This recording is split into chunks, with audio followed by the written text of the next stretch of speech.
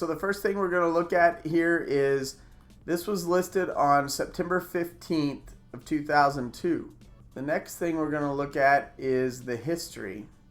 As we flip the history, we see on September 15th, the price was $325,000.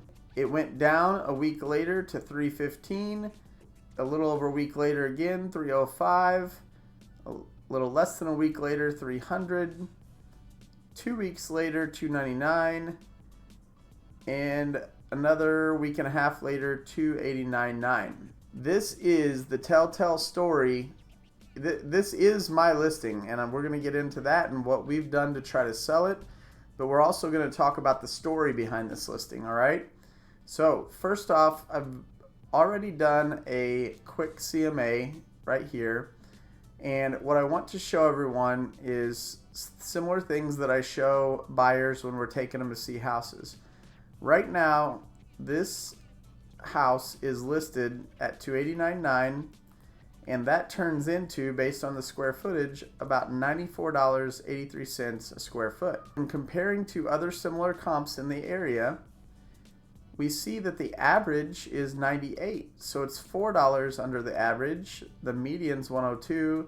It's what, $6, $7, $8 under the median, and for all intents and purposes, it's a well-priced home. So why isn't this home selling? The max is $110 a square foot. That's quite large. 110 times 3,057. That's going to be $333,000 roughly as a sell price. But this is only $289,900. So why has it been on the market so long?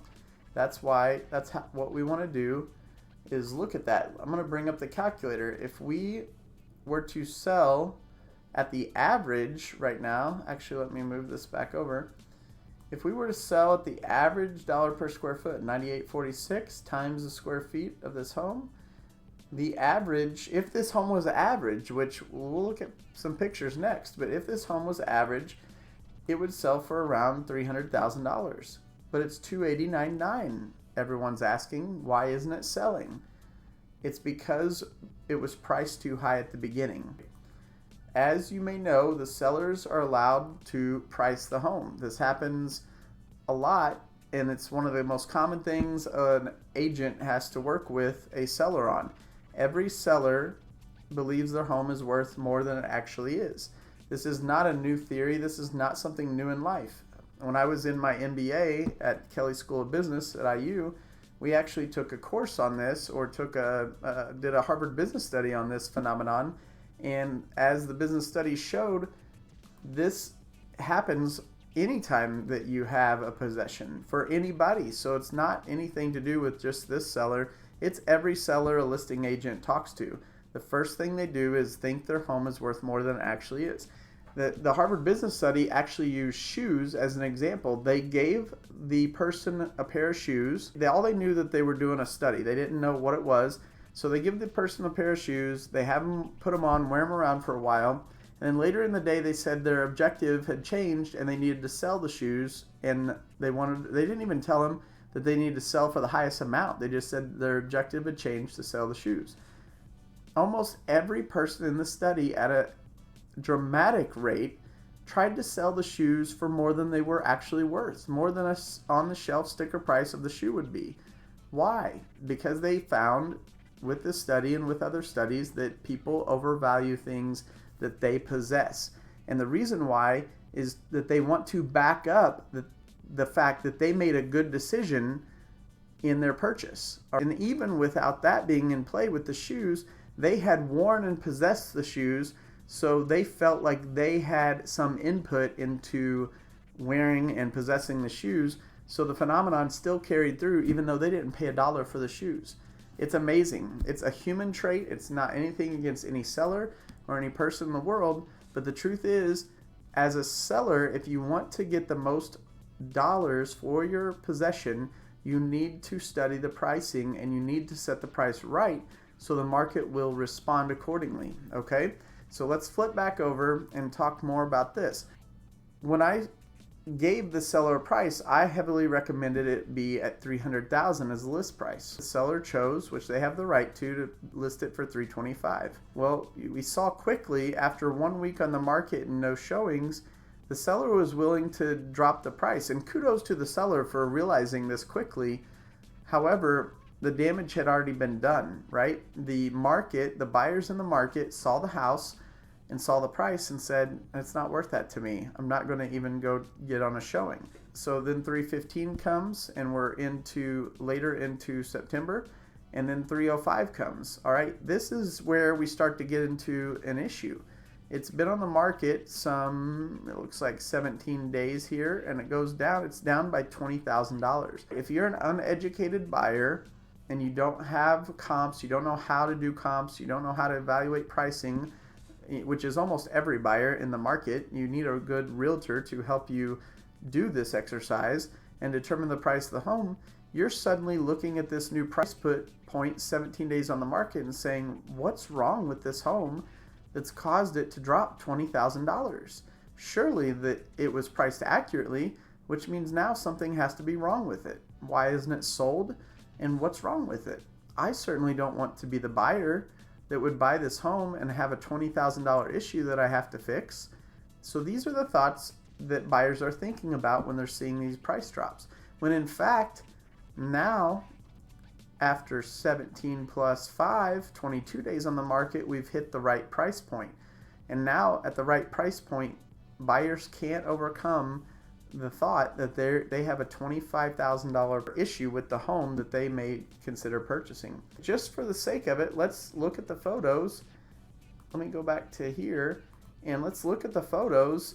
There's absolutely nothing wrong with this home. It's extremely well maintained. I'm going to walk you through it. First of all, it's a brick home. Brick is, in my opinion, one of the best quality finishes you can have on the outside of a home. It withstands time, it withstands erosion. You're on a golf course community with a pool here, and you're within walking distance of that. So amazing location, one of the better locations in Anderson, Indiana. And furthermore, as we flip through, you'll see some of the upgrades. This owner bought this home in December of 21 and had to do a relocation for their job. And while they were there over the course of the year, they put brand new flooring in throughout the home, as you'll see throughout these pictures. We haven't replaced the ceramic tile, but ceramic tile is a really nice finished floor product, so this was not replaced at this time. You have the front sitting room, excellent, with fireplace. It's a dual-sided fireplace, as you'll see later in the pictures. You have a wonderful dining room on the other side, formal dining room. Again, new flooring. You have a nice kitchenette. Now this kitchen with the bar stool, so you can have like eating breakfast here in the mornings. This kitchen is slightly dated. Totally okay. I mean, it actually, in my opinion, is a good thing because it's very clean and well done, but it would allow the new homeowner to come in and finish it to their liking. We have new appliance here and well-maintained refrigerator and stove and stovetop. So nothing wrong with the kitchen, very well maintained, but probably has the opportunity to be done in a way that the buyer would like in the future, to remodel their kitchen. Nothing wrong with that though. We have a nice laundry room towards the near the garage, and you see a water softener here in the corner. We do have one dated bathroom that didn't get upgraded. This is the half bath downstairs, so something, again, another opportunity for the home to be improved. Here we go with the new flooring again. Other side of the fireplace, excellent. This is more of what I would call the cozy living room versus the formal sitting living room. Built-in shelving for someone that would like the library. Perfect homes there. Nice big picture window to your back. Great natural light. So as you can see, now the homeowner, while they were there, they upgraded the hall bath, full shower, walk-in shower, floor to ceiling tile, new fixtures, new vanities, excellent. New tile floor, ceramic tile floor looks excellent. And then there's the primary bedroom, very nice. And then as you're going to see, he redid the primary bathroom as well. Very nice walk-in shower. It has dual heads here. Floor to ceiling tile again, glass entryway, ceramic tile, new vanity, new fixtures. Again, great money put into this home. There's a second bedroom, nice natural hardwood floors. Third bedroom, you got the new flooring that was put in throughout. And your fourth bedroom, this was being used as an office, has the nice natural hardwood floors again. So we have 4 bedrooms, and there's the outside shed, a nice big outside yard fenced in. And by the way, you may not be able to notice it here, but that's a brand new dual HVAC system. This home had baseboard heat and lack of cooling, so this owner, while they were there in the year, put in 2 brand new HVAC systems, one for the upstairs, one for the downstairs. So, you know, that's near $20,000 of investment in addition to the flooring, in addition to the bathrooms. So this home is ready to go, well maintained. That's a newer it's not a 3-tab shingle, it's called dimensional shingle roof. It's not brand new, but it's on the newer side. So lots of life left on the roof. Just excellent location, everything's great. But here's the problem. Your average buyer doesn't know how to evaluate homes, and when they're looking at this history, they see something must be wrong. No one's buying this home. And now the home sits 54 days on the market, and it's $289,900. If this home was average, you tell me that that home's average. That home is above average in every way possible. Brand new flooring throughout, 2 brand new bathrooms, 2 new HVAC systems. It is well above an average home. But as we saw in the comparable, if it was average, the average home selling for $98.46. There's the average. There's the dollar per square foot. Average home, $98.46. When applied to this square footage of this home, 3057 right here, square footage, main and upper. That means this home is at or around $300,000. So here it sits on the market over $10,000 less than it should be priced at, and no one's buying it. That is completely because the seller wanted to get more money than the house was worth. And I use a funny example typically when I sit down with my sellers. I say, if your spouse asks you to do something, are you more likely to do it or less likely? Obviously, this could go into a long debate. There's a lot of factors into that thing, but a lot of people laugh because typically if someone says, take out the trash, it's not like, oh yes, I can't wait to take out the trash because you asked me to. Typically it's like, I don't like being told what to do. That's a lot of what I feel is true in life. I personally don't like being told what to do. I'm much more likely to take out the trash if I make that decision mentally myself than when someone's telling me to do that. And I think that's somewhat common in our society today, and it absolutely is my analogy for this example. You cannot tell the market that your home's worth $25,000 over the average and expect them to agree with you and pay that. So they didn't agree with you on the outset, and then what happens because they didn't agree with you, it sets on the market until you reduce, but then that brings in the second factor. Now for everyone that doesn't know how to evaluate home pricing, they are left to think there's something wrong with this home, and I don't want to be the fool that pays for the home and has to deal with a $20-some thousand problem. There is no $20,000 problem that anyone's aware of. Of course, the buyer's going to get an inspection on the home when he buys it, and if there was a $20,000 problem with the home, then they would have a way to either force the seller to fix that problem or back out of the deal. So the buyer's still protected, but most buyers don't even want to go down that path. They see that price drop, they see the consecutive price drops, and they think to themselves, I don't want to take that risk. I don't want to take that risk. I know I'm not the most informed person on pricing, and I don't know what the reasoning is, and I just would rather go see this home over here because it looks like it's the right price for what I'm getting. That's how the buyers say. They see hundreds of homes. The sellers have to realize buyers aren't stupid. They're sitting there flipping through homes all the time, and they're constantly building a database in their heads. And if they go see other houses on showings, they're getting a more formal database in their heads of here's what I get for the amount of money I get. All right. Another quick thing, and then we're going to wrap this up. As a seller, you do not want to say, I want to leave room to haggle.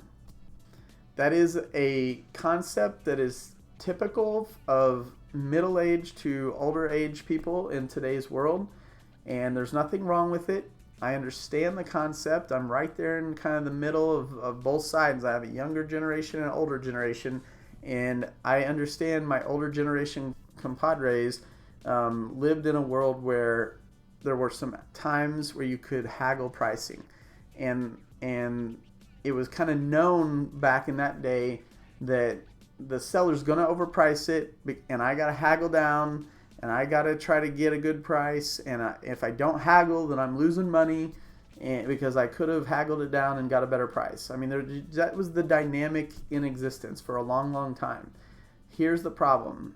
Point me to someone in today's market, first-time home buyer, that has ever haggled anything, any price, anywhere in today's world. Not going to happen. Today's world, I call it the Walmart shelf, the Target shelf. It's the sticker on the shelf price world. We go online, we see what Amazon, you don't haggle with Amazon prices. You don't haggle with any prices for the most part. You go in, and here's how it works. You see the sticker price on the shelf, you see the product, what you're getting for that price, and you make a decision. And the buyer says, is that product worth that price? I don't think so, and they move on down the aisle. Or they say, that's a good price, and they pick it up off the shelf and put it in their cart.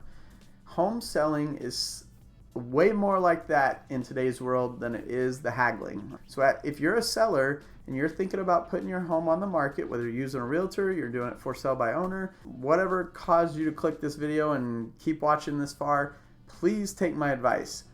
Price the home for what you'll sell it for, okay? No one's haggling with you. If they think it's worth it, they'll come in and they'll pay that price. If they don't think it's worth it, they probably won't even do a showing, let alone make an offer, okay? They're gonna make that decision ahead of time. They're not going in saying, well, I'm gonna do a showing and see if I can get 10, 15,000 off. That's just not traditionally how it works in today's world. So that's my advice. What I told my seller is, listen, you have the final say. If it's $289.9 right now, if they put in $285 and you don't want to go lower than $289.9, guess what? I can call them and say no. That's the easy way out. You don't have to haggle. You're not required to haggle. So why would you put a price that you're willing to haggle down? Because that's just deterring buyers from coming to see it and pay that price.